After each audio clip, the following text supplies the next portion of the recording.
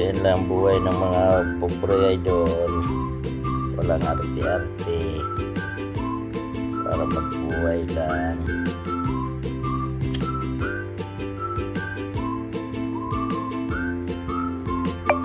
Panahon na ngayon, bawal yung social-social. Hindi may makain. Ay, Diyos ko, Lord.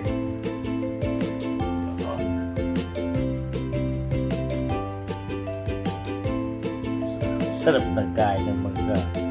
Tamis? Oh. Tama na yan. Grabe naman yan ang pagkain na yan. Bukas bilang kita ng isang kain.